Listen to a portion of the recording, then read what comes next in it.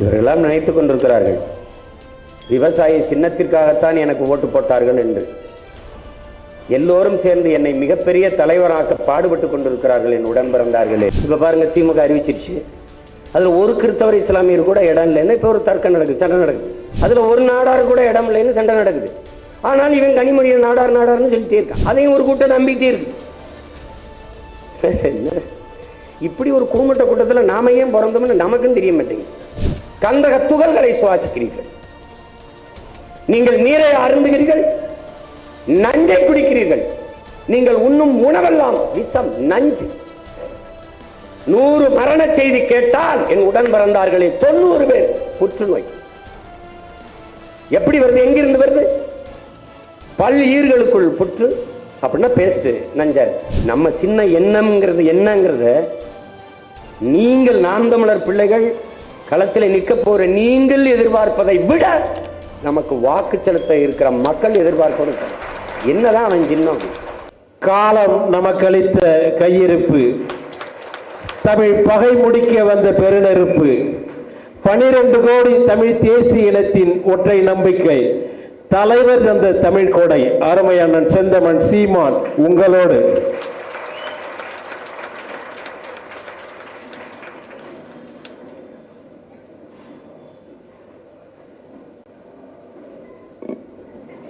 முன்னெப்போதும் நாம் சந்தித்த தேர்தலை விட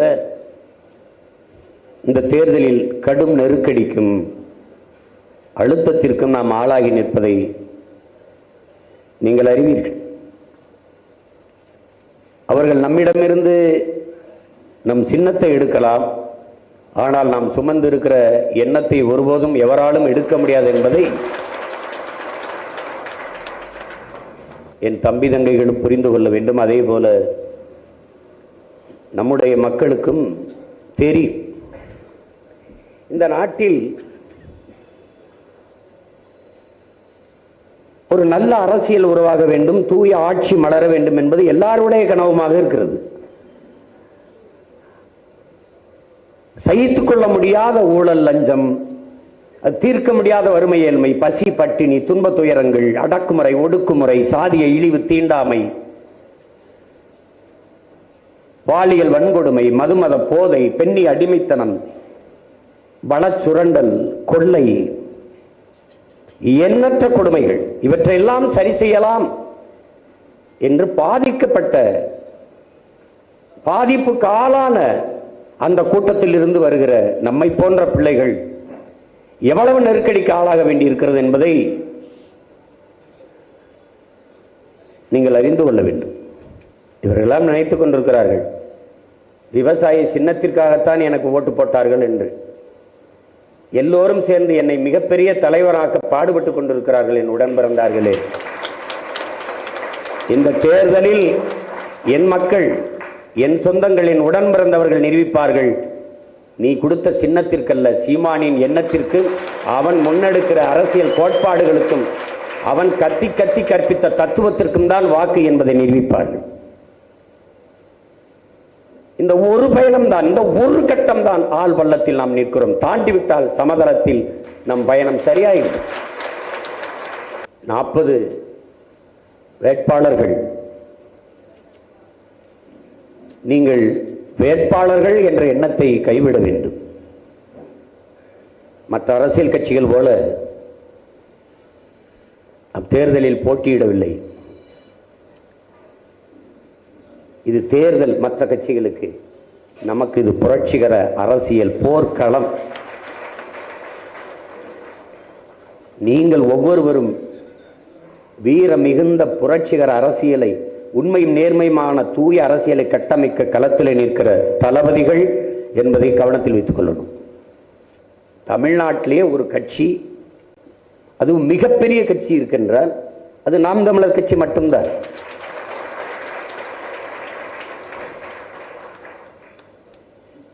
என் அன்பிற்குரிய தங்கை தம்பிகளே, நீங்கள் நன்றாக கவனியுங்கள். 40 தொகுதியிலும் தனிச்சு துணிந்து போட்டியிடுவதற்கு ஒரு கட்சிக்கு கூட துணிவில்லை. ஒரு தலைவன் என்பவன் தன் மண்ணை, தன் மக்களை முழுமையாக நேசிக்க வேண்டும், நம்ப வேண்டும். இல்லை கூட்டம் சேர்த்துக்கிட்டு கூட்டணி சேர்ந்துருச்சு ஜெயிச்சிருவோம் அப்படின்னா அது எப்படி? அப்படி பார்த்தா நம்மை விட வலிமையான கூட்டணி அமைத்தவன் இங்கு இல்லை. நாம மட்டும்தான் 8 கோடி மக்களோடு சேர்ந்து களத்திலே தேர்தலிலே போட்டியிடும். கட்சியின் பொறுப்பாளர்கள் எல்லாம் நீங்கள் ஒவ்வொருவரும் உங்களை இந்த களத்திலே நிற்கிற வேட்பாளர்கள் என்று கருதி கொண்டு களத்திலே நின்றது. உங்களுக்கு வாய்ப்பு தரவில்லை, எனக்கு வாய்ப்பு தரவில்லை, அந்த எண்ணத்தை கைவிடுங்கள். நாங்கள் எதற்காக இதை செய்திருக்கிறோம் என்று வென்று முடிக்கும் போதுதான் உங்களுக்கு புரியும். தேடி தேடி ஒவ்வொரு வேட்பாளரையும் தேர்வு செய்ய நாங்கள் பட்ட பாடு யாரிடத்திலும் சொல்லி மாளாது. மிக தகுதியானவர்களை, மிக திறமையானவர்களை பொறுக்கி தேர்ந்து எடுத்து நிறுத்தி இருக்கிறது. காரணம், நாம் பொறுக்கு விதை மரபினர்கள். நிலத்திலே செடியிலே காய்க்கிற எல்லா கத்தரிக்காயையும் விதைக்கி விட்டதில்லை ஒரு வேளாண் குடிமகன். பந்தலிலே தொங்குகிற எல்லா புடலங்காயையும் பீக்கங்காயையும் விதைக்கி விட்டதில்லை. அதிலே எது சிறந்த காய், எது பெரிய காய், அதிலே ஒரு கல்லை கட்டி அது விதைக்கி என்று விடுவான். கத்தரிக்காயில் எது பெருத்து எது அழகா நல்லா காய்ச்சிருக்கு அதில் அந்த விதையை விடுவான். இது மரபு. கிடாய் சண்டை விட்டதெல்லாம் எதற்கு? பொழுதுபோக்கிற்கு என்று கருதினீர்களா என் உடன் பிறந்தார்களே? ஒரு கிடாயையும் மோத விடுவான். தோற்ற கிடாய் அடுத்த நொடி கரியாகும். வென்ற கிடாயை இனப்பெருக்கத்துக்கு வச்சிருப்பான். சேவல் சண்டை எதற்கு? தோற்று சேவல் கரியாகும் உடனே வென்ற சேவல் வீரத்தை இன்னொரு தலைமுறைக்கு கடத்தும். ஆட்டிலும் கோழியிலுமே வீரத்தை கடத்திய பரம்பரையில் வந்தவன் நீ என்பதை கவனத்தில் வைத்து வேலை செய். காளியம்மாள் கட்சியில இருந்தாங்களா? நான் சேர்த்தன. அவங்க ஏதோ ஒரு அமைப்பு வச்சிருந்தாங்க. நாகப்பட்டினத்தில் நடந்த ஒரு போராட்டத்தில் அப்ப எங்க மாமா தலைமையில், சாகுல் மாமா தலைமையில் ஐயா மணியரசன் அங்கெல்லாம் பங்கேற்று அதுல ஒரு மகள் வந்து பேசினார். சிறப்பா பேசினார். அவர் மீனவர் பாதுகாப்புக்கு ஒரு அமைப்பு வைத்திருந்தார். அப்போ கேட்டேன், இந்த பிரச்சனைகளை நான் மக்களிடத்தை கொண்டு அதற்கு ஒரே ஒரு வாய்ப்பு தான் இருக்கு வான்னு சொல்லி அவள் பிறந்தது நாகப்பட்டினத்தில், ஆனால் வட சென்னையிலே வேட்பாளராக நிறுத்தினார். இன்னைக்கு நாம் தமிழர் கட்சியிலே காளியம்மாள் ஒரு தளபதி, ஒரு கேடர். அப்படிதான் இதுல இருக்கிற 40 பேரும் ஒரு கேடர், வலிமை மிக்க தளபதிகள், லீடர்ஸ். தர்க்க அறிவு, அதை வச்சுதான் ஒருத்தன் அறிவை கணக்கிடன்றான் சாக்ரட்டிஸ் என்ன சொல்றான்? ஒருவன் எழுப்புகிற கேள்விக்கு ஒருவன் சொல்லுகிற பதிலை வைத்து அவன் அறிவன் மதிப்பிட முடியாது. அப்ப என்ன பண்ணும்?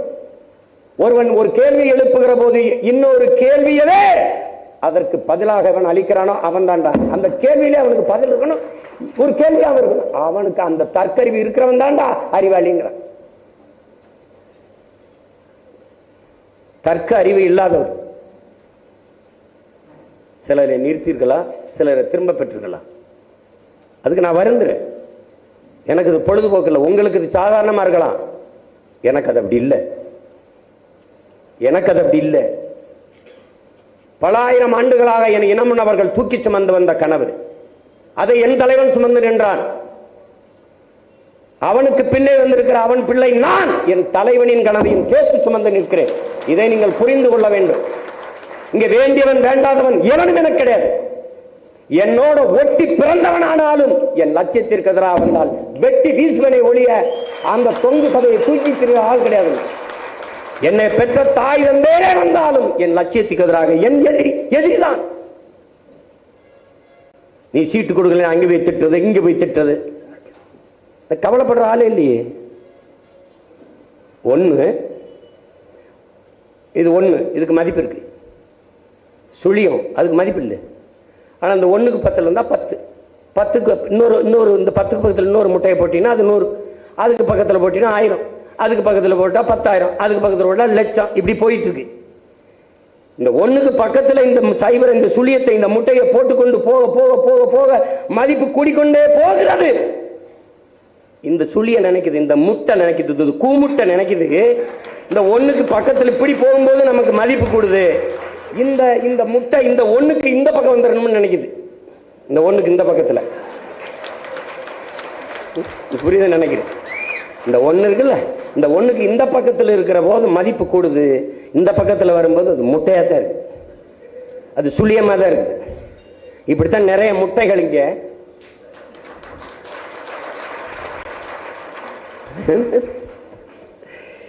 என் மனைவி சீட்டு கொடுத்தா 4 காசு சம்பாரிச்சுக்கிறவன்னு என்கிட்டே பேசுனா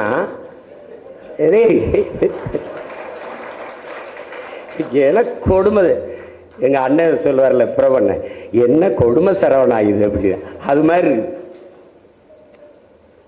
அதெல்லாம் பார்க்க முடியாது. இப்ப பாருங்க, திமுக அறிவிச்சிருச்சு, அதுல ஒரு கிறிஸ்தவர் இஸ்லாமியர் கூட இடம் இல்லைன்னா இப்ப ஒரு தர்க்கம் நடக்குது, சண்டை நடக்குது. அதுல ஒரு நாடார் கூட இடம் இல்லைன்னு சண்டை நடக்குது.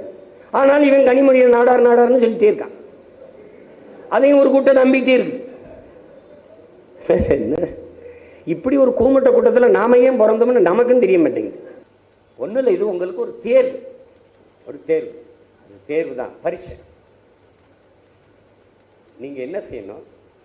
கன்னியாகுமரி நிற்கிறீங்களா, கடலூர்ல நிற்கிறீங்களா, தஞ்சாவூர் நிற்கிறீங்களா, மயிலாடுதுறையா, இல்லை தென் சென்னையா, வட சென்னையா, இல்லை தூத்துக்குடியா, விழுப்புரமா, எந்த தொகுதியில நிற்கிறீங்களோ அந்த தொகுதியில் நம் மக்கள் அனுபவிக்கிற துன்ப துயரங்கள், அந்த தொகுதியில் இருக்கிற சிக்கல் பிரச்சனைகள், அது உங்க சிந்தையில நிறைஞ்சிருக்கணும். அதுக்கான தீர்வு.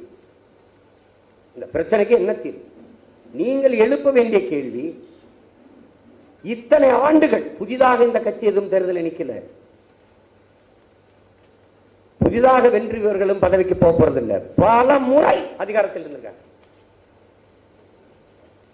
10 ஆண்டு காலம் ஐயா மன்மோகன் சிங் அவர்கள், 10 ஆண்டு காலம் ஐயா நரேந்திர மோடி அவர்கள் நம் வாழ்நாளில் சரிபாதியை சாப்பிட்டிருக்கிறார்கள். 20 ஆண்டுகள் இந்த நாடு அரை அங்குலம் முன்னேறியது, வளர்ந்தது, வறுமை ஒழிந்தது, ஏழ்மை ஒழிந்தது, வேலை வாய்ப்பு ஏதாவது ஒன்று, ஏதாவது ஒன்றுமே.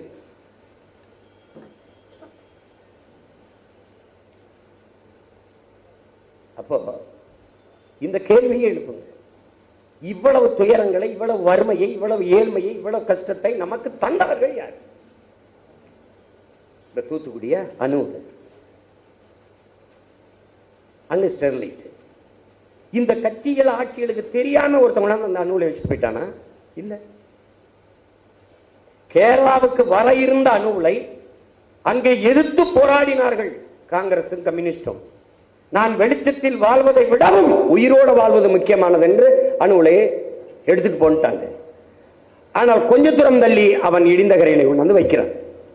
எந்த கம்யூனிஸ்ட், எந்த காங்கிரஸ் கேரளாவில் கூடாது என்று எதிர்த்ததோ அதே காங்கிரசும் கம்யூனிஸ்டும் அணுவிலேயே இங்கே வைக்க வேண்டும் என்று நம்ம எதிர்த்து போராடியது. அப்படின்னா இந்த கேள்விகளை நம் மக்கள்கிட்ட எழுப்பணும். கந்தக துகள்களை சுவாசிக்கிறீர்கள், நீங்கள் நீரை அருந்துகிறீர்கள், நஞ்சை குடிக்கிறீர்கள், நீங்கள் உண்ணும் உணவெல்லாம் விஷம், நஞ்சு.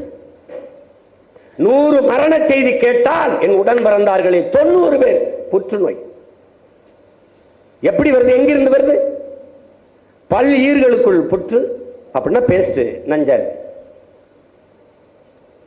காதுக்குள் புற்று அப்படின்னா தாயின் மார்பிலை புற்று. 3 வயது குழந்தைக்கு புற்று. 3 வயது குழந்தை என்ன உணவு தின்றிருக்கும்? சாராயம் குடிச்சிருக்குமா? சிகரெட்டு, பான்பராக்கு, பீடம் என்ன போட்டிருக்கும்? தாய்ப்பாலை தவிர எதையும் உண்ணாத குழந்தைக்கு புற்றப்படி வந்தது. தாய்ப்பால் நஞ்சாச்சு. தாய்ப்பால் ஏன் நஞ்சானது? அவள் உண்ட உணவு நஞ்சாயிடுச்சு. ஒரு கிளி ஒரு மரத்துல ஒரு கிளையில போய் உட்கார்ந்து சாப்பிடுது.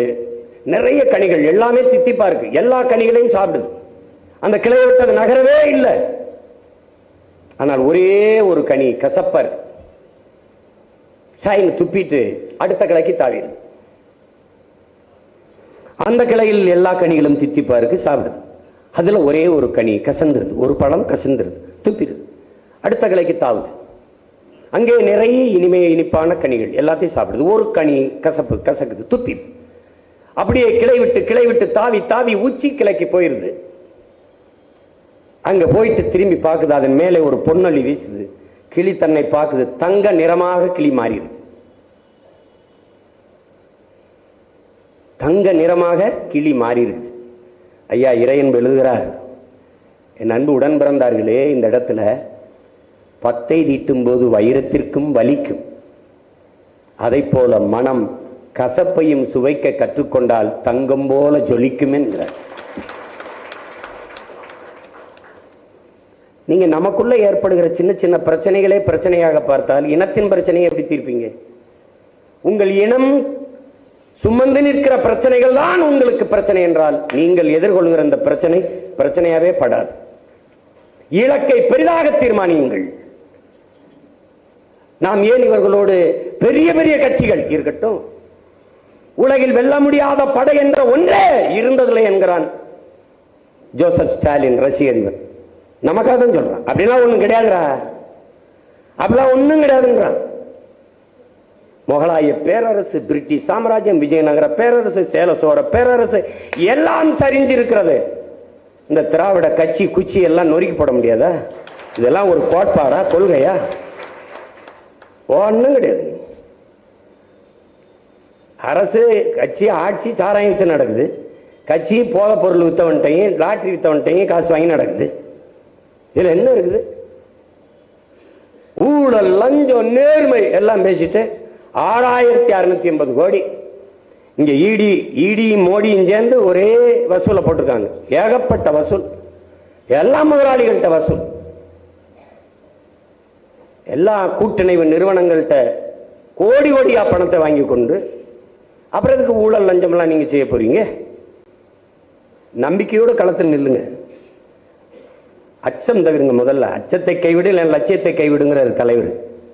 பயப்படாதீங்க, ஒன்னும் இல்லை, துணிஞ்சு நில்லுங்க. ஒரு அரசன் ஒரு பேரறிவிப்பு செய்யறான். இந்த அரண்மனை கதவை திறந்து விடுகிறவனுக்கு நான் இளவரசர் பட்டம் கொடுத்துறேன்றான். இந்த அரண்மனை கதவை திறக்கிறவனுக்கு இளவரசர் பட்டம். எந்த இளைஞனும் வர மாட்டேங்கிறான்.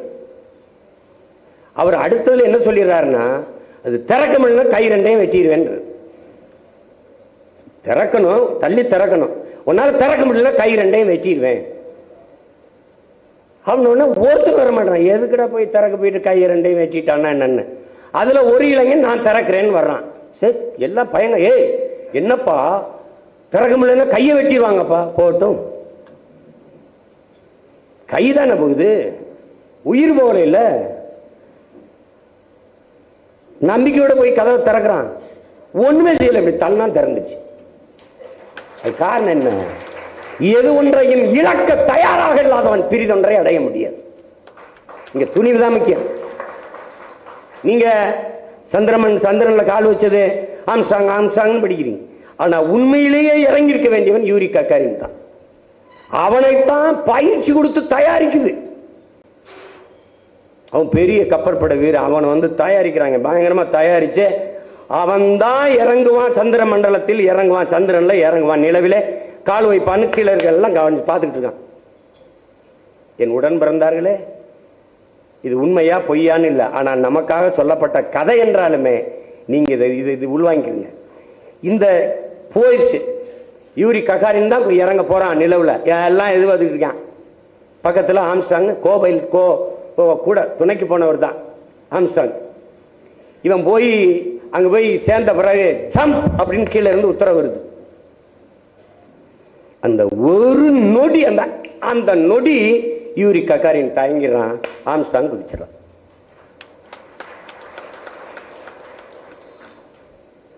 அந்த அவமானத்தில் யூரி ககாரின் தற்கொலை பண்ணி இங்க செத்துறான். அதுக்கு அங்க குதிச்சே செத்துருக்கலாம். எதுக்குன்னா அந்த ஒரு நொடி தயக்கம் எவ்வளவு பெரிய சாதனையை பின்னுக்கு தள்ளிட்டது வரும். தயங்காதீங்க, பயப்படாதீங்க, பயப்படாதீங்க. எல்லாருமே பாடினதுதான் அச்சம் தவிர்ங்கிறதான். பாரதியே தான் சொல்றான், அச்சம் தவிர், விட்டு ஒளிங்க, பயப்படாதீங்க. நம்ம இனத்தவன் பாருங்க, 20 நாடுகளின் படை கொண்டுதான் நாங்கள் விடுதலை புலிகளை போரில் வீழ்த்தினோம்ங்கிறான். அப்ப அத்தனை நாடுகள் படை நடத்திய போதும் அஞ்சாம போர்ல நின்று போராடி சத்தம் வீர மரபுல வந்த நீ சும்மா இந்த கேர களத்தில் நிக்கிறதுக்கு பயப்படு. ஏதோ போருக்கு அப்படியே கசாப் கடைக்கு கூட்டிட்டு போற மாதிரியே பயப்படுது. என்னது என்னது?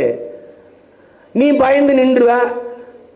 திருட்டு பைய, இந்த கொலகார பைய, முன்னாடி சாராயம் காய்ச்சிரவன் தாளாளர் ஆயிடுவான். எல்லாம் அயோக்கிய பையில வந்துடுவான். கற்றவர்கள் நிரப்பாத இடத்தை மற்றவர்கள் இயக்குவார்கள். கற்றவர்கள் தான் வழிகாட்டணும். அந்த இடத்துல கயவர்கள் நிரப்பி விடுவார்கள். அதான் இது. அரசியலுங்கிறது ஒரு மக்களுக்கு சேவை செய்கிற ஒரு இதா இல்லது. அப்படி இல்லை இவங்களுக்கு. அரசியல் என்பது ஒரு பெரிய வியாபாரமாக இருக்குது. ஒரு தேர்தல் வரும்போது 500 கோடி 10 சீட்டு மந்திரி அப்படி பேரம் பேசி அப்படிதான் இருக்குது. இப்ப பாருங்க, யாருன்னே தெரியாதவங்க சின்னத்தை வாங்கி வச்சுக்கிறான். முன்னாடி வந்துட்டாங்க சின்னத்தை வாங்கி, அது ஒரு வியாபாரமா இருக்கு. நம்ம கூட அடுத்த ஒரு 5-6 சின்னத்தை வாங்கி வச்சுக்கிட்டு சேலம் போல தெரியுது. அப்படித்தானே இருக்குது. இங்க அப்படிதான் இருக்கு.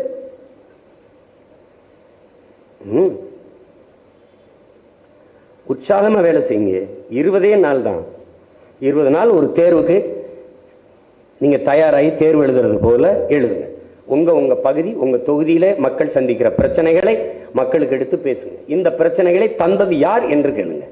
39 உறுப்பினர்களை கொடுத்தீர்கள் கடந்த 5 ஆண்டுகளில். அவர்கள் உங்களுக்கான குரலாக ஒலித்தது எவை? உங்களுக்கான பிரச்சனைகளை பேசியது எது?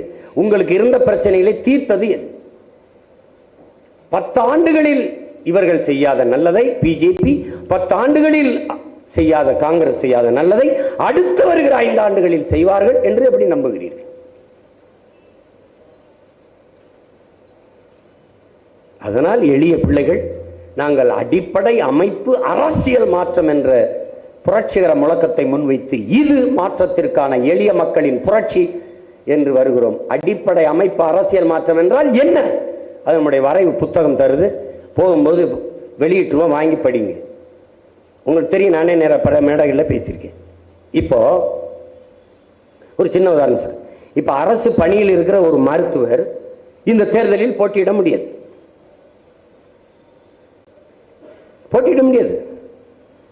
ஒரு அரசு பணியில் இருக்கிற காவலர், காவல்துறை அதிகாரி நம்ம போய் தேர்தலில் போட்டிட்டு மக்களுக்கு போட்டியிட முடியாது. ஆனால் ஒரு சட்டமன்ற உறுப்பினர் இந்த பதவியில் இருந்து கொண்டே பாராளுமன்றத்துக்கு இடம் வாங்கி போட்டியிட்டார். அந்த கட்சியும் கொடுக்குது, போட்டியிடுவார். அதில் தோற்றுவிட்டால் இந்த பதவியில் தொடர்கிறார், அதில் வென்று விட்டால் இந்த பதவியை விலகுகிறார். இது எவ்வளவு கேவலமான அமைப்புன்னு பாரு. இவர் ஒரு பதவியில் இருக்காரு, அதை விட பெரிய இவர் பதவி ஆசைக்கு, இவர் பதவி வெறிக்கு அந்த பதவி எம்பிக்கு போயிட்டு இதை ரிசைன் பண்றார், இதை விலகுறார். இப்போ தேவையில்லாத இங்க ஒரு தேர்தல் திணிக்கப்படுது, இடைத்தேர்தல்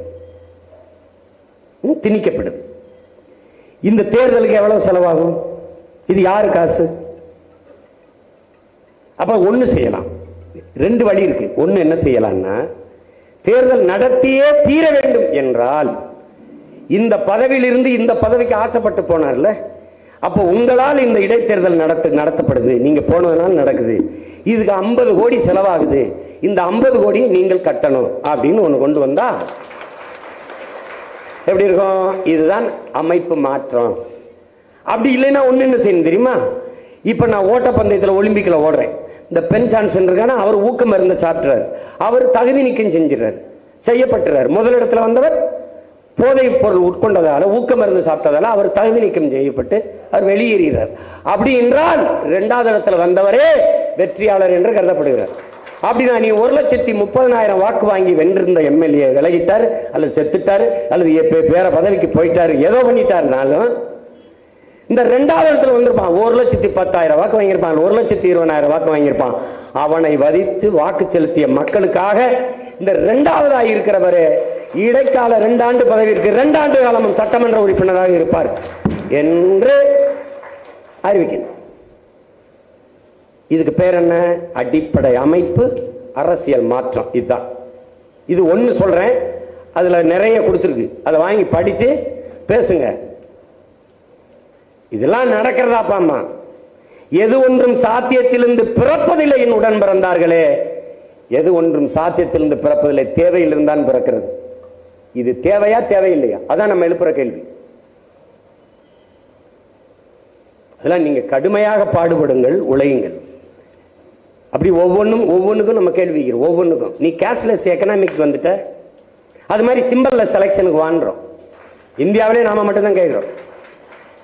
எப்படி அமெரிக்கா போல என் முறைக்கு வா, என் நம்பர் அது இருக்கிறதுனால தானே என்ன இப்படி ஆட்டம் காட்டுற. எனக்கு 101, அவனுக்கு 501, அவனுக்கு 2001, அவனுக்கு 201, எதையோ கொடு. படிக்காதவர்கள் என்ன செய்வார்கள்? அவனை படிக்க வைக்காம என்ன புடிங்கிட்டு இருந்த? 75 ஆண்டு கால சுதந்திர இந்தியாவில் எல்லோரையும் படிக்க வைக்கிறத விட அவனுக்கு என்ன வேலை? படிக்காதவன் எப்படி நல்ல தலைவனை தேர்வு செய்யற ஆற்றல் எப்படி வரும் அவனுக்கு? அப்புறம் இதுக்கு தேர்தல் வைக்கிற? ஏன் வைக்கிற? அதனால புழக்கத்தில் இருக்கிறதா, மக்களின் புழக்கத்தில் இருக்கிறத தான் கொடுக்க முடியும். கொடு. ஒவ்வொரு தேர்தலுக்கும் ஒவ்வொரு கட்சிக்கும் புதுசு புதுசா. எப்படி? இதான் அடிப்படை அமைப்பு அரசியல் மாற்றம் நம்ம கேட்கிறது. அப்ப நீ என்ன பண்ண? ஒவ்வொருத்தருக்கும் புதுசா கொடு. 75 ஆண்டுங்க உதயசூரியன், 70 ஆண்டு 60 ஆண்டுகளா ஆட்சி. இவர் கீழே இறங்கினார்னு வச்சுக்கிறீங்களேன். இவர் 60 ஆண்டுகள் ஆட்சி, 60 ஆண்டுகள் ஆண்டு திராவிட கட்சி 49 ஆரம்பிச்சு 67 ஆட்சிக்கு வருது. அதுக்கு முன்னாடி இருந்து இந்த சின்ன இருக்கு. அரசு நலத்திட்டமா, இலவச அரிசியா உதயசூரியன் இருக்கு, இலவச மடிக்கணினியா ரெட்டல இருக்கு. அப்போ உங்க சின்னங்களை அப்படியே கொண்டு போய் சேர்க்கிறீங்க. நாங்க என்ன செய்யறது? அதனால என்ன பண்ணு, ஏடா ஒவ்வொரு தரத்துக்கும் புதுசு புதுசா கொடுறான். அதான் சரியான ஜனநாயகம், அதான் சம வாய்ப்பு எல்லாருக்கும். அப்படி கொண்டா எப்படி? நாட்டின் தேசிய மலர் அது 1ஆப்ல இருந்து படிக்கிற தாமரைன்னு. அது எப்படி ஒரு தேர்தலில் ஒரு அரசியல் கட்சிக்கு சின்னமா கொடுத்த? எப்படி கொடுத்த? தேசிய மலர் அப்படின்னா தாமரைன்னு தெரியுது, அதை சின்னமா கொடுத்துருக்க. இப்ப நான் தேசிய விலங்குது புலி, அதை கொடுத்துரு. நான் ஸ்ட்ரைட்டா கனெக்ட் ஆயிருவேன்ல, ஹார்ட் டு ஹார்ட், எதை கொடுத்துரு. எப்படி? கேள அது நேஷனல் அனிமல், இது நேஷனல் ஃபிளவர். அதை இதுக்கு கொடுத்த? எது கொடுத்த? ஒண்ணு இதை எடுத்துரு, இல்ல எனக்கு அதை கொடுத்துரு. எப்படி? நீ அடுத்த சண்டை அதுதான். இப்ப என்ன பண்றான்? நம்ம வழக்கு நீதிமன்றத்தில் போய் வழக்கு போட்டா வழக்கை எடுத்தா தானே அப்படி இருக்குது. வழக்கு இருக்கும்போது நான் எப்படி சின்னம் கொடுக்கறது? அப்ப அந்த வழக்கை திரும்ப பெற்று ஏதாவது ஒரு சின்னத்தை கொடு. ஒன்னுத்துக்கு உதவாததை கொடுக்கறது.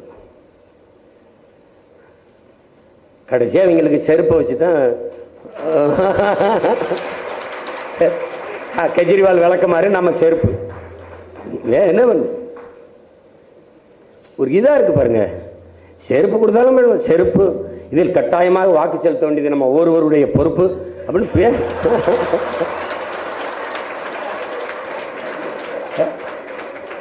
ஐயா கருணாநிதி அவர்கள், உங்கள் கால் செருப்பாக இருந்து கடமையாற்றத்தானே உங்கள் கட்டளையை எதிர்பார்க்கிறேன். அவர் குரல்ல இருக்கு, அதே போட்டு ஓட்டு கட்ட வேண்டியதுதான். பூரா நமக்கு தான் வேலை செய்யறாங்க. தம்பி அண்ணாமலை என் மண் என் மக்கள், அதை பீகார்ல இருந்து சொன்னா இந்திய மண் இந்திய மக்கள், என் நாட்டில் இருந்து சொன்னா ஏன் அரசியல் தாப்பா, அது தமிழ் தேசியம்தான். தமிழர் உரிமை மீட்போம், தமிழ்நாட்டை காப்போம். ஐயா எடப்பாடி அவர் எனக்கு தான் ஓட்டு கேட்கிறாரு, இவரையும் எனக்கு தான் ஓட்டு கேட்கிறாரு. எல்லாருமே சேர்ந்து நம்ம கட்சி வெற்றிக்கு பாடுபடுறாங்க. அதெல்லாம் யோசிக்காம துணிஞ்சு வேலை செய்யுங்க, கவலைப்படாம வேலை செய்யுங்க. கட்சி பிள்ளைகள் பொறுப்பை உணர்ந்து இந்த 20 நாள் அரும்பாடாற்றிருங்க, விட்டுறாதீங்க. ஒண்ணு நீங்க புரிஞ்சுக்கிறீங்க, தமிழ் தேசிய அரசியல் வளர்ந்துடக்கூடாது, நம்ம வென்றக்கூடாதுங்கிறத எல்லாரும் எதிர்பார்த்து வேலை செய்யறான். நம்மளை வீழ்த்திடணும். இந்த வாட்டி இவனை மேல ஏற விட்டா தடுக்க முடியாதுன்னு அவன் முடிவு பண்ணிட்டு நமக்கு எதிராக வேலை செய்யறாங்க. ஒரு இந்திய கட்சி இந்த மண்ணில் வளருகிறது என்று வந்துருச்சுன்னா இனி தமிழ் தேசிய அரசியல் வளராது, மலராது. அப்ப எப்படிப்பட்ட இக்கட்டில் நீ நிக்கிற? அதனால என்ன விலை கொடுத்தும் என்ன பாடுபட்டும் இந்த நிலத்தில் திராவிடம் இல்லை, இந்தியம் இல்லை, தமிழ் தேசிய அரசியல் தான் நீங்க வெறி கொண்டு வேலை செய்யணும். வெறி. அண்ணன் பள்ளிமாவா சொல்றாருல, தமிழர்களே இனப்பற்று கொள்ளாதீர்கள், இன உணர்வு கொள்ளாதீர்கள், இன வெறி கொள்ளுங்கள்.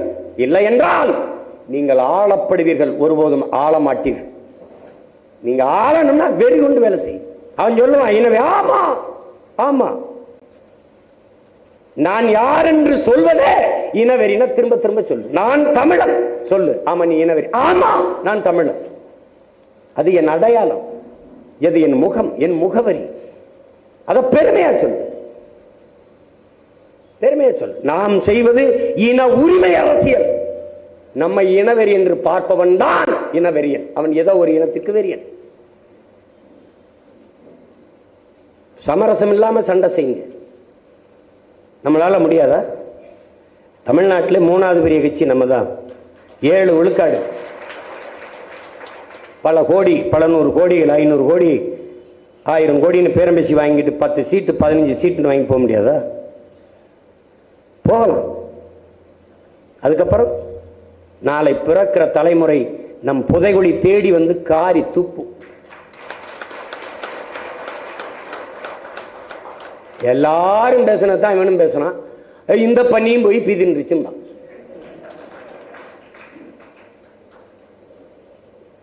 நாம தோற்று போனோம்னு நினைக்கிறான், தோற்று போறோம்னு நினைக்கிறான். கற்றுக்கொண்டு இருக்கிறோம். நாங்க இந்த கட்டுத்தொகை செலுத்துவதில் மிக கவனமா செலுத்தணும். அதுக்கு தான் ஐயா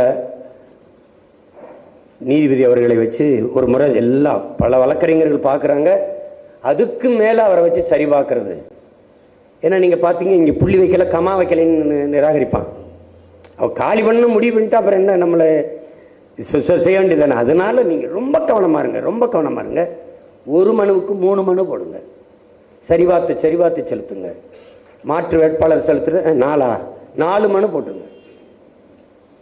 எதையுமே எந்த வழியிலையும் நிராகரி. நீங்க 40 வேட்புமனு ஏற்கப்பட்டது என்ற செய்தியை கொடுத்தாலே நீங்க பாதிக்கு மேல் வந்துட்டீங்க.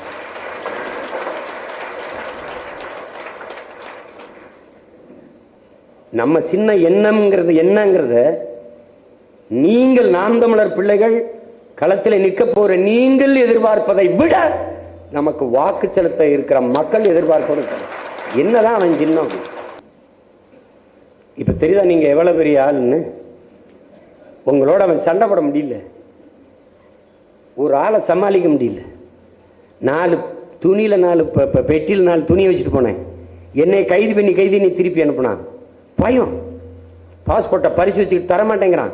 உலக நாடுகளில் போய் தமிழ் மக்கள்கிட்ட பேசிட்டா தமிழ் மக்கள் எழுச்சி வருவார்கள், அவன் பின்னாடி திரண்டு வருவார்கள். அச்சம். இதுக்கெல்லாம் நான் காரணம் இல்லை, இவர்தான், அவர்தான். நாம் தமிழ் தேசிய அரசியலின் குரல்களாக, வலிமை மிக்க குரல்களாக, எழுச்சி மிகுந்த குரல்களாக 40 குரல்களை தயார் செய்கிறோம். அதில் சரிபாதி பெண்களுக்கு, சரிபாதி ஆண்களுக்கு. எந்த வேட்பாளரும் சற்று தகுதி குறைவானவர் என்ற எண்ணம் எவருக்கும் வேண்டியதில்லை. நம்ம பிள்ளைகள் பேசும்போது, களத்திலே பேசும்போது உங்களுக்கு தெரியும், தர்க்கத்திலே விவாதங்களை பங்கேற்கும் போது தெரியும் எவ்வளவு ஆளுமையான பிள்ளைகள் நம் பிள்ளைகள் என்பதை நீங்கள் அறிவீர்கள். அதனால நம்பிக்கையோடு களத்தில் நில்லுங்கள். பொறுப்பாளர்கள் அறிவிச்சிருக்கு, ஒவ்வொரு இடத்துலையும் ஒவ்வொரு தொகுதிக்கும் 30 பேர் 40 பேர் தேர்தல் பணிக்குழு என்று வாங்கியிருக்கு. முதன்மை பொறுப்பாளர்கள் வாங்கியிருக்கு. ஒரு தொகுதிக்கு மாநிலத்தில் இருந்து ஒரு பொறுப்பாளர் போடப்பட்டிருக்கு. அதை நீங்க மேலிட பார்வையாளர்கள் அப்படின்னு மற்ற கட்சிகள் சொல்லுது, நாம தலைமை நிலைய பொறுப்பாளர் அப்படின்னு போட்டுருக்கு. அவர்கிட்ட முறையிடுங்க, எதா இருந்தாலும் கடத்துங்க. தேவையற்ற செய்திகளை பகிராதீங்க. ஒரு குழு இருக்கா, அந்த குழுவில் உங்கள் சின்னம், உங்க வேட்பாளர் படம், அண்ணன் எடுத்து வைக்கிற தத்துவங்கள், முன்வைக்கிற முழக்கங்கள், எந்த தெருவு எங்கே வேலை நடக்குது, எங்கே போகுது, எந்த தெருவில் வாக்கு சேகரித்தீர்கள், இதை தான் பகிரணும். நல்ல செய்திகளை மட்டும்தான் பகிரணும். அங்கே போய் சண்டை பிடிச்சிக்கூடாது, சண்டை பிடிச்சிடக்கூடாது. அண்ணன் சொன்ன பச்சை மட்டை இதுவரை உங்களுக்கு இல்லை, இதுவரை உங்களுக்கு இல்லை. ஆனால் உங்களுக்கு பயன்படுத்துகிற நிலைக்கு அண்ணனை தள்ளிடாதீங்க. அப்புறம் அந்த அந்த ஆஃபீஸ் ரூமுக்குள்ளே போங்க, கதை தான். பார்த்துக்க, ஒழுங்கா வேலை செஞ்சிடும். வென்றுட்டு அண்ணன் டவா செய்யலைன்னா செத்து மடி கிடையாது, செய்யலைன்னா சாகடிச்சிரு. வென்று வென்று எனக்கு பயிற்சி கொடுத்தேன். எப்படி நம்ம பயிற்சி கொடுத்தான்? வெற்றி கோட்டை தொட்டுட்டு செத்து போன செத்து நீ. அப்ப இந்த கடைசி உயிர் துணி வரை ஒன்றாக திரட்டி போராடி. அதை தவிர உனக்கு வழி கிடையாது. புதிய ஒரு தேசம் இருக்கு. பசி, பஞ்சம், ஊழல், லஞ்சம், கொலை, கொள்ளை, சாதிய இழிவு, தீண்டாமை, அடக்குமுறை, ஒடுக்குமுறை, மதுமத போதை, பெண்ணி அடிமைத்தனம், இது எதுவும் இல்லாத புதிய ஒரு தேசம் படைக்க நாம் களத்திலே நிற்கிறோம் என்பதை கவனத்தில் வைத்துக் கொள்ளுங்கள். அதனால்தான் இதை சொல்கிறோம், புதிய ஒரு தேசம் படைப்போம், மக்கள் புரட்சியால் புதிய ஒரு தேசம் செய்வோம், மக்கள் புரட்சியால் அதை உறுதி செய்வோம்ங்கிற முழக்கத்தை முன்வைக்கிறோம். நம் வலிமை நம் மக்கள் தான். ஏன்? நம் மக்களிடமிருந்து மக்களுக்காக வந்தவர்கள். மக்களை நம்பி நில்லுங்கள், மக்கள் நம்ப நில்லுங்கள். நாம் உறுதியாக வெல்லலாம், கவலையே விடாது. சின்ன என்ன, ஏதோ ஒரு சின்ன குண்டூசி, செலட்டு குச்சி, பேனா, பென்சில், ஏதோ ஒன்று சின்ன முக்கியம் அல்ல. நம் எண்ணத்தை கடத்துங்க, மக்கள் நமக்கு வாக்குத்தர அநியமாக இருப்பார்கள். இது மறுபடியும் மறுபடியும் ஆழ்மனதில் பதிவு பண்ணுங்கள். இது புரட்சிகர போர்க்களம், இதில் நாம் வென்றே ஆக வேண்டும். ஏன்னா தமிழ் தேசிய அரசியல் அவ்வளவுதான், அது வளராது. இங்கு இந்திய மதவாத மத அரசியல், இந்து மத அரசியல், இந்த அரசியல் இதுதான் வாழும், வெல்லும், வளரும் என்று கட்டமைத்து விட்டால் அதுக்கப்புறம் நீ இன்னொரு தலைமுறையில் நம்ம மாதிரி எந்திரிச்சு நின்று போராடுறதுக்கு நம்ம பிள்ளைகள் தயாரா இல்லை. இப்பவே பயப்படுறான், இப்பவே பயப்படுறான். தமிழ் எழுத படிக்க தெரியாத பல தலைமுறை உருவாயிடுச்சு. அது எப்படி வரும்? தமிழ் தமிழ் இருக்கணும், தமிழனா இருக்கணும். அப்பதான் அவனுக்கென்று ஒரு தேசிய உணர்வு வரும், அவனுக்கென்று அந்த இனத்திற்கென்று உரிமை, விடுதலை, அதெல்லாம் அவனுக்கு கனவு வரும். தமிழே தெரியலன்னா அவன் எப்படி வருவான்? அப்ப பேராபத்தில் நின்று கொண்டிருக்கிறாய். இது கடைசி நொடி, விட்டுறாத. கவனமா நின்று சண்டை செய். அண்ணன் கூட இருக்கேன். உனக்கு தளர்ச்சி வருதா, பயம் வருதா? நம் மாவீரர்களின் அந்த ஈகத்தை எடுத்து போட்டுப்பாரு, அந்த காட்சி, போர் காட்சியில போட்டுப்பாரு. அல்லது செத்து கதர்னான்ல, அதை ஒரு தடவை பாரு, அதை ஒரு தடவை பாரு. தீ குளிச்சு செத்தான்ல தம்பி முத்துக்குமார், ரவு, தங்கை செங்கொடி, தம்பி விக்னேஷ், இதெல்லாம் ஒரு தடவை போட்டுப்பாரு.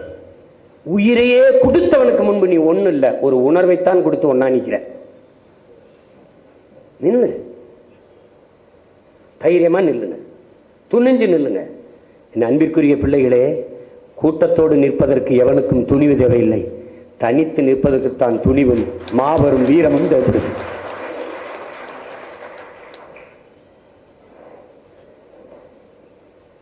துணிந்து நில்லுங்க. அண்ணன் உங்க கூட இருக்க. போய் ஓய்வு எடுத்துட்டு மதியம் படப்பிடிப்பு, பயந்துடாதீங்க. இந்த கும்பிட்டு அந்த முறையை ஒழிச்சிருங்க. தலைவர் சொன்ன மாதிரி ஐரோப்பியன் மாதிரி ஸ்டைலா நில்லுங்க, நில்லுங்க, நம்ம நில்லுங்க. நான் சொல்றத பேசுங்க, பேசுங்க. நீங்க ஒவ்வொரு நாள் அப்படி எடுப்போம். ஒன்றும் இல்லை, பெரிய நடிக்க வைக்க போறாரு அண்ணன், செய்யுங்க, சும்மா செய்யுங்க, அவ்வளவுதான். எடுப்போம். நமக்கு தொலைக்காட்சியில் போட காசு இருந்தா போடுவோம், இல்லைன்னா நமக்கு இருக்கவே இருக்கு தகவல் தொழில்நுட்ப பிரிவு, நம்ம வலைவழியில கடத்துவோம். இப்ப நான் பாருங்க, ஆசிரியர், பேராசிரியரை நீர்த்திருக்கேன். நான் பேராசிரியர். அவங்க சொல்றாங்க, அரசியல் அதை கற்பிக்காத கல்வி கல்வியே இல்லை, அரசியலை தாண்டி ஆகச் சிறந்த கல்வி ஒன்றும் இல்லை, கற்போம், கற்பிப்போம். இது மாற்றத்திற்கான எளிய மக்களின் புரட்சி. பேச முடியாதா? 16 மருத்துவர்கள் போட்டியிடுகிறார்கள். அப்படி டெத்தாஸ்கோப் கோட்டோடு நான் மருத்துவர் மனோஜ், அல்லது மருத்துவர் கௌசிக் பாண்டியன் மருத்துவர், இப்படி ஒரு பேரை சொல்ல வேண்டியதா? சொல்லிட்டு என்ன, இதுவரை நாங்கள் செய்தது தேக நலனுக்கான மருத்துவம், இப்போது செய்ய வந்திருப்பது தேச நலனுக்கான மருத்துவம். அடிப்படை அமைப்பு அரசியல் மாற்றம், இது மாற்றத்திற்கான எளிய மக்களின் புரட்சி. எங்களுக்கு வாக்களியுங்கள், வருங்கால தலைமுறைக்கு வாழ்வழியுங்கள். இன்னொரு டாக்டர், மருத்துவம் ஒரு மகத்தான சேவை, அது என் மக்களுக்கு தேவை. சரியான சமமான தரமான மருத்துவம் எல்லோருக்கும் கிடைக்க எங்களுக்கு வாக்களியுங்கள். இதைதான் இப்ப எடுக்க போறோம். எல்லாம் டைரக்டர் கேமரா எல்லாம் காத்திருக்கு. நீங்க போங்க, சாப்பிட்டு போய் இருங்க. நான் இந்த அண்ணன் ஒரு சந்திப்பிற்கு முடிச்சுட்டு வரேன். நாளைக்கு பூரா என்னோட தான் இருக்கணும். நான் சொல்றதா பேசி நடிங்க, அப்படி போடுவோம். இவங்க செய்யற அரசியலை மறந்துருங்க, அதை அழிச்சிருங்க. நம்ம ரூட்டே தனி, வார்டு போனீங்க. என்ன பேசுறதுன்னு உனக்கு குழப்பமா இருக்கா? என்ன பேசுறதுன்னு 2023 ஆரம்பிச்சு முத கன்னியாகுமரியில் அண்ணன் பேச ஆரம்பிப்பேன். நீ தூத்துக்குடியில பேசாத, அதான் இங்க இதுல பேசு, கடலூர்ல பேசு அவ்வளவுதான். பேசிக்கிட்டே இருக்க வேண்டியது தானே. உனக்கு என்ன கெட்டு போச்சு? நீ புதுசா மெட்டீரியல்லாம் தேடாத, அவங்க எடுத்து தருவாங்க. ஒரு சுவர்ல எழுதியிருக்கப்பா, உதயசூரியன் சின்னம் போட்டு இருந்தா ராத்திரி புறம் தங்கச்சியில் கடத்தி விட்டேன். என்ன எழுதிருக்கு தெரியுமில்ல? 110 ரூபாய்க்கு குவார்டர் கிடைக்க ஏற்பாடு செய்த ஒரே கட்சி, ஒரே சின்னம் உதயசூரியன்.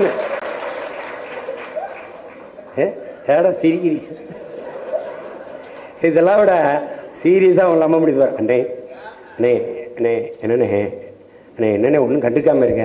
ஏப்பா அண்ணே இங்கே பாருண்ணே, ஒரு பொட்டலம் கஞ்சா 1000 ரூபாய்க்கு விற்றுக்கிட்டு இருந்துச்சுண்ணே, இப்போ 9000 ரூபாய்ண்ணே. எங்கள் நிலைமை நினச்சி பாருங்க, நாங்களாம் எங்கேயே போவோம்ன்றாங்க.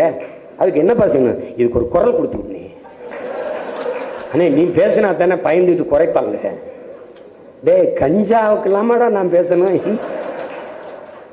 அது எனக்கு தனியாக இருக்கும்போது இப்படி பிச்சு இதை எங்கே போய் முட்டிட்டு சாகுறது நம்ம இவங்களை வச்சுக்கிட்டு? சொல்லு. அது சின்ன பசங்கள்லாம் பாலிடிக்ஸ் ஓகே தான், அவருக்கு நிறைய ஃபேன் ஃபாலோவர்ஸ்லாம் இருக்காங்க, பாலிடிக்ஸ்லாம் ஓகே தான், ஆனால் நான் நடிக்கிறது இல்லைன்னு நிப்பாட்டுறேன்னா ரொம்ப கஷ்டமாக இருக்குது அப்படின்னு. டேய் நான் பார்த்து இவனுக்கெல்லாம் தான் நம்ம போராடிட்டு இருக்க மாட்டா, எப்படி இருக்கும் பாருங்க, கொடுமை தான். இது எனக்கானதில்லை, உங்களுக்கானதில்லை, நமக்கானது. நாம் பிறந்த பெருமை மிக்க தமிழர் என்கிற இனத்திற்கான. அதனால உங்களை நம்பி, உங்கள் அசாத்திய ஆற்றலை நம்பி இந்த வரலாற்று பெரும்பணியை உங்கள் உடன் பிறந்தவன் உங்களிடத்திலே ஒப்படைக்கிறேன். புரட்சி எப்போதும் வெல்லும். நாளை நமது வெற்றி அதை சொல்லும். இனம் ஒன்றாவோம், இலக்கை வென்றாவோம். நம் இலக்கு ஒன்றுதான், நமது இனத்தின் விடுதலை. தமிழ்த்தாய் வாழ்க, தலைவர் பிரபாகரன் வாழ்க, நாம் தமிழர்.